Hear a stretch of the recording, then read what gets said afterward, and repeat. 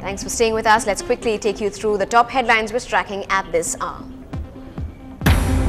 The Tamil Nadu Assembly passes a unanimous resolution to commute death penalty to life, but the law minister says it is not binding on the centre.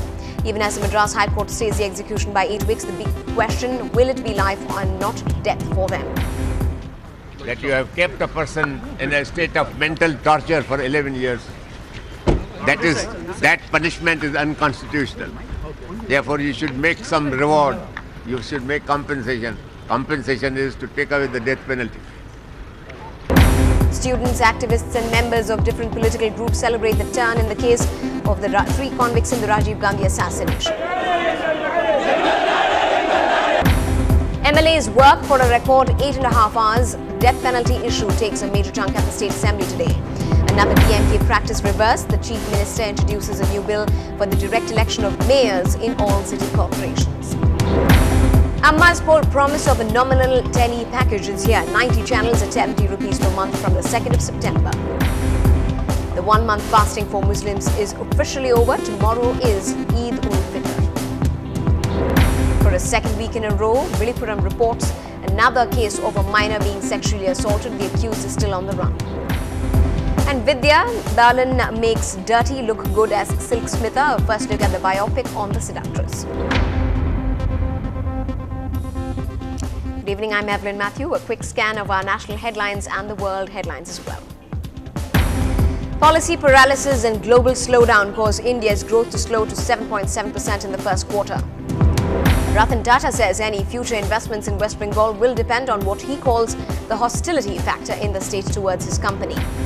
The Gujarat Lokayukta Rao disrupts the parliament. The BJP demands the Gujarat governor be recalled for bypassing the elected state government.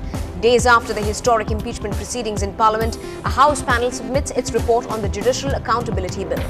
The Cabinet fails to clear the new sports bill. The Sports Minister has now been asked to come up with a new one.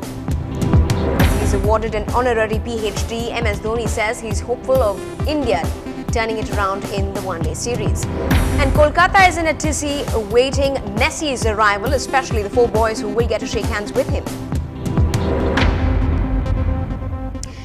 In what could be an apparent move to end the monopoly of the multi-crore cable television business currently in the state-run Arasu Cable Television Corporation will start functioning from September 2nd. As a result of this, a total of 90 channels, including pay channels, would be made available on this platform for a monthly fee of 70 rupees.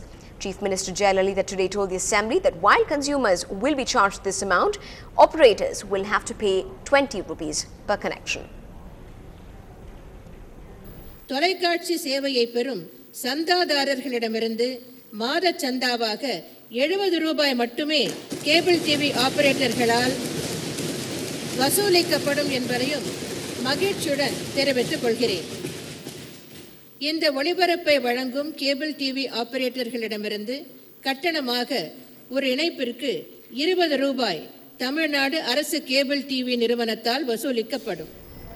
Now, a new bill was introduced in the State Assembly by the Chief Minister today. It sees the introduction of a direct election of mayors in all city corporations in the state. This is one more example of the reversal of the earlier DMK regime's practice. In 2006, there was no direct election, but members of the Assembly elected their mayor. However, in 1996 and 2001, direct elections to the mayor's office were held. Now, the Assembly session today took 8.5 hours with what political leaders have described as a historic resolution against death penalty and replies by 5 state ministers in their respective departments. The resolution and subsequent discussion took some more time. In fact, State Forest Minister, the Commercial Taxes Minister Agri S.S. Krishnamurthy, the Tourism Minister, the State's Information Minister G. Sentamiran, Hindu Religious and Charitable Endowments Minister Chellapandi gave their replies. The 2-day holiday for Ramzan and Vinayaka Chaturthi made the Assembly spend extra time today. In some disturbing news from the district of Villupuram, yet another case of sexual abuse has been reported. This time, it's a 10-year-old girl who is the victim. A man named Natarajan, who is on the run, has been named as an accused. and 2 cases have been slapped against him. Just last week, a similar case was reported where a 9-year-old girl was sexually abused allegedly by a school correspondent's son.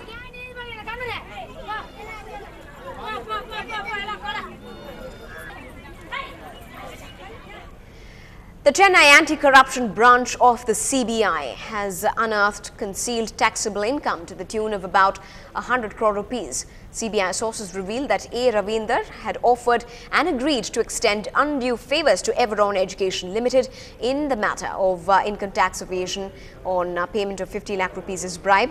They have also found that Everon Managing Director Kishore had agreed to pay the payment of 50 lakh rupees as bribe to A. Ravinder yesterday. Meanwhile, the CBI has also arrested an additional commissioner of income tax while accepting 50 lakhs as bribe, and searches have also resulted in the seizure of an additional 58 lakh rupees. Moving on. Nowadays, it's no more a necessity to go to the offices to manage your own when you can manage everything from your home or mobile. Currently, when 40% of Indian GDP comes from small and medium business companies, cloud-based business seems to have become the need of the hour for SMBs. Sudarshan Kumar catches wind of these virtual clouds creating waves. Take a look.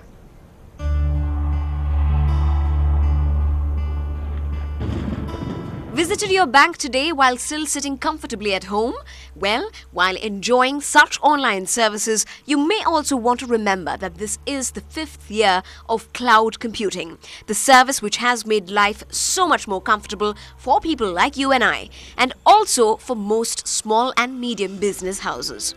It's a very easy way of carrying out your day-to-day transactions for the growth of your business. Most customers today have started understanding that an ERP is a basic necessity for the business.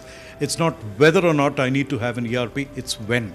But what is it that pulls SMBs to cloud computing? It's made a big impact on our organization. I have a lot of control. I know where the inventory is. That's one of the biggest problems for us.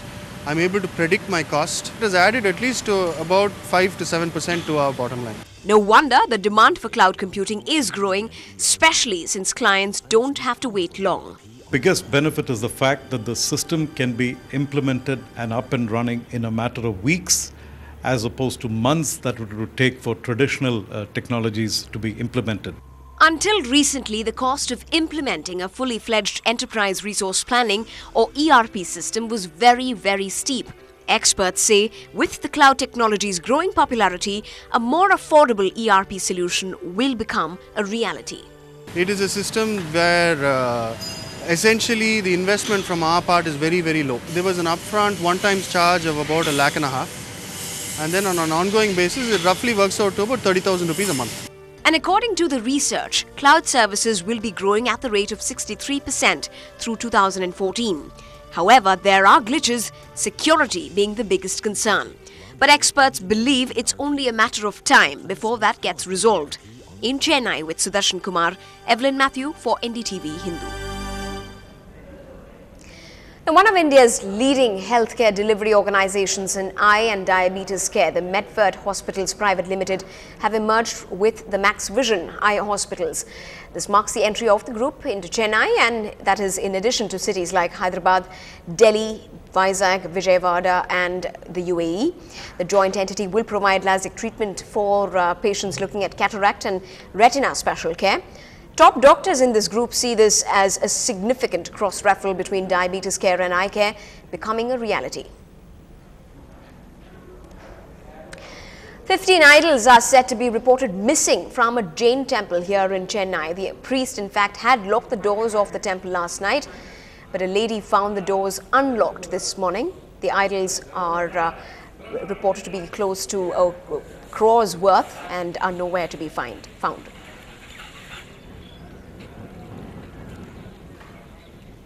Plenty more news and updates from the state and from the city coming your way, even from the sports arena.